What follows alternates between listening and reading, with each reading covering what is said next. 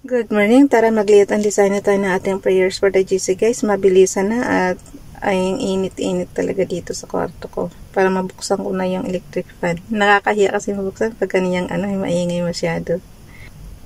Masakit sa tenga guys pagka nakakahiya sa makikinig kahit paano naman is may nakikinig sa ating dito video. So, punta muna tayo sa ating Docs Apps. Today is 12 July 2024. Scroll down tayo. Basahin ko na lang sa inyo guys kasi na-layout ko na siya. Ito lang kainaman pagka may oras ako ng konti na gagawa ko siya ng advance. Today is 12 July 2024 from Family GC. Ang ating font is Laura, size 12, text color ay black, highlight color is Fuchsia pink, naka-bold, naka-italic po. Yan. So, binaliktad lang natin yung layout natin kahapon. Kung kahapon ang text natin is Fuchsia pink, ngayon naman black siya. Tapos, kung highlight natin kahapon is black, ngayon naman is Fuchsia pink siya. So, dyan ako nalilito minsan yung pagka sa dulo na guys. Kaya minsan kita mo nagkakamali ako. Kasi sinusundan ko lang yung hilera ng kulay. Okay, dito tayo from Family GC. Yung mga gustong sumali sa Family GC guys, pakikontak yung aming founder, Harry B. De La Cruz, or yung mga admins. Co-founder Muti, admins Roger Pakatang, Aileen Samarin, Aiki Akma, Sarah Golinga, Nanay Elsa Samaricata, ang inyong lingkod, Ralph Lion, Pag-Vlogs. Paki-subscribe na rin sa kanilang mga YouTube channel, and din yung gustong magpa-member, paki-add lang dyan, and din i-confirm na yan ng mga admins. Pawis na ako. Okay, kay Princess Dayan channel tayo, paki-subscribe guys, yung prayer niya. Speak unto the children of Israel, and say unto them, if any man of you bring an offering unto the Lord, ye shall bring your offering of God, of the cattle, even of the herd, and of the flock. Leviticus chapter 1 verse 2. Dito naman tayo kay Ralph Lion Pag-Vlogs. Isaiah chapter 59 verse 1, behold, the Yad Hashem is not too short that it cannot save, neither his ocean ear too cab, hard, insensitive, heavy, dull, that it cannot hear. So, puntahan natin yung ating magandang balita, Biblia. Yung Bible ko ba is gutay-gutay na talaga, oh. Punta tayo sa ating ang Yeshaya guys sa Tagalog is Esayas. So dito tayo sa chapter 59 verse 1. Okay. Tama ba? 59 ba tayo? Isaiah chapter 59 verse 1, tingnan ninyo si Yahweh ay may kakayahan upang iligtas ka. Siya ay hindi bingi upang hindi marinig ang inyong hinaing. So, ang Ozin is yung ear, yung pandinig guys. To curb, hard, heavy, dull. So, yung ating hinaing na hindi makarinig, tingnan ninyo si Yahweh ay may kakayahan upang iligtas ka. Siya ay hindi bingi upang hindi marinig ang inyong hinaing. Yun na yun. Tingnan nyo na lang din sa inyong Bible na naiintindi sa inyong lingwahe. Yung Hebrews writings guys, nandyan sa pinakababa. So, yun na yung kahit paano may iintindihan tayong Hebrews para kung sakaling pumunta tayo ng Israel, nakakaintindi tayo pa kunti-kunti. May balak. Sabi nila, yung pag makapunta ka raw sa Holy Land, iba daw talaga ang pakiramdam. Kung may sakit ka, gagaling ka. Kasi syempre makikita mo doon kung talaga yung parang kung tayo dito is sa kwarto lang tayo nakikipag-usap kay Father God, parang doon yata talagang ramdam mo na nandoon si Father God. Kasi sila nga kasi yung pinili, diba? Pero ang tindi naman ang naranasan nilang parusa kay Father God. Kaya nga sabi ko, sa opinion ko lang ha, huwag silang magpahalo ng mga sumasamba sa ibang Diyos-Diyosan. Yung, ibig sabihin, kung sa bagay, hindi nila makokontrol yung isip ng tao, yung pananampalataya ng tao, pero dapat sa batas nila na walang ibang Diyos sa kanilang, sa bansang Israel, kundi si Yahweh lang. Dapat ganun dapat. Pero syempre, hindi mo naman makontrol yan, na sila lang talaga. Parang halo-halo na yata ang tao dyan. So, punta tayo sa ating slides up. Punta tayo sa opinion ko lang yun ha. Kasi para kung walang parusa kay Father God galing, si Yahweh lang talaga ang dapat nilang sambahin.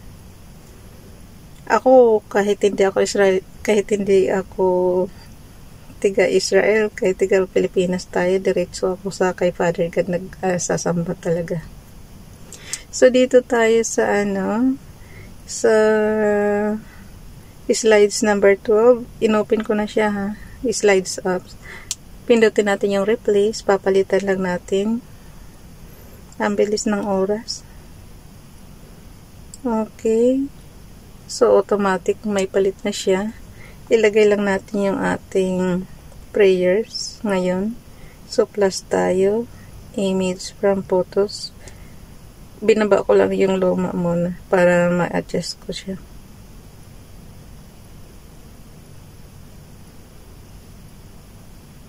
And then, ito, ando natin. Pag nagkamali guys, ando lang ha. Tapos, ilagay natin dito sa pinakadulo.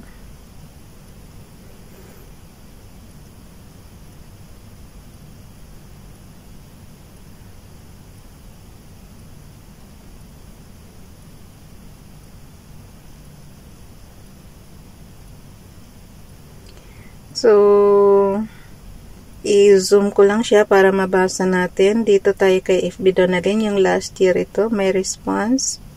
God, I am so grateful that nothing is impossible for you. Thank you for proving that over and over again.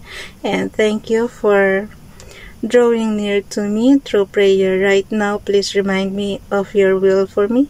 Speak to me in a fresh way. And help me to process all that you are revealing to me in Jesus' name. Amen. Kanina ba nagising ako sa panaginip parang kasi diba next year is na tayo, parang may pumipigil. Gusto ko na rin kasi talaga mag-relax. Pero syempre panaginip lang naman yun. 1 year pa naman yung ating Okay. Kasi ako guys, advance ako magplano. So, yun. Gusto ko nang mag-relax next year. Medyo hinto na tayo sa trabaho.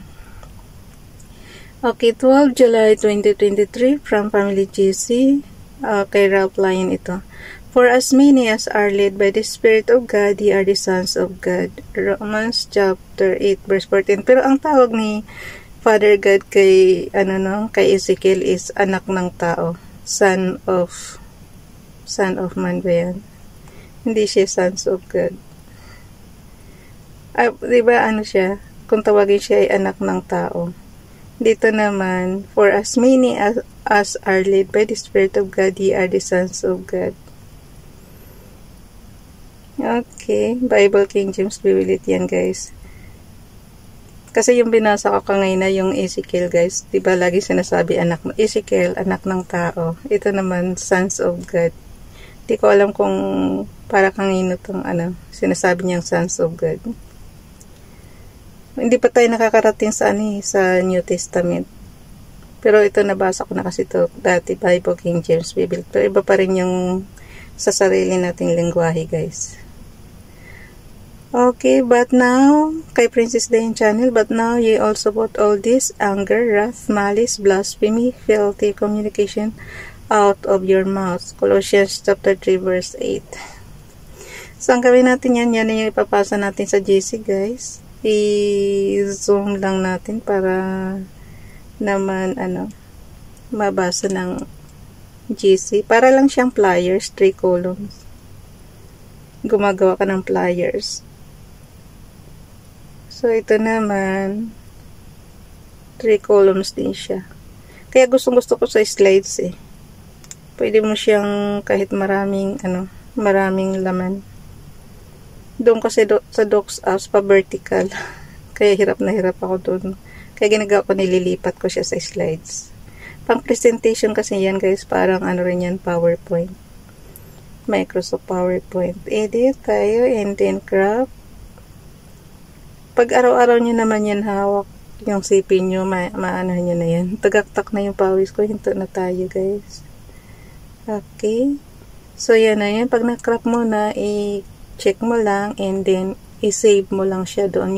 Yung parang diskit doon sa corner, pindutin mo lang yan. So saving picture na yan. And then, ipapasa na natin siya sa GC. Kaya puntahan muna natin yung ating storage. May oras pa naman ako. So, yan. Piliin natin yan. So, naikot lang siya. So, nandito na tayo sa column C. Add na natin yung ating pang July 12. So, plus lang siya. And then, pili ka lang dyan. Nakalagay image. And then, image over cells ang piliin natin kasi lagpas-lagpas sa cell. May cell address kasi yan. Parang Microsoft Excel naman ito. From photos. And then, so nakita mo lagpas-lagpas, i-compress lang natin yan. Ayan o, umabot siya sa column E. So, pindutin lang natin yung and then naka-blue na yan. Pwede mo na siyang i-compress. Pwede mo na siyang akit sa taas. So, nasasagasaan yung ating 13, diba? So, gawin natin, ibaba natin yung July 13. Oh, yes. Cut lang natin and then paste. So, bumaba na siya. Gawin ko na lang, i-adjust ko na lang din siya. Palitan ko muna ha.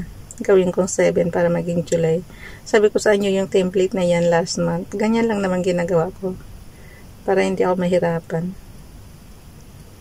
Okay, paste. So, nandiyan na siya. Ang ibababa naman natin yung susunod naman. 14. So, cut lang siya. And then, paste. Kasi hindi mo matansya yung laki ng graphics bukas. Bye everyone. God bless.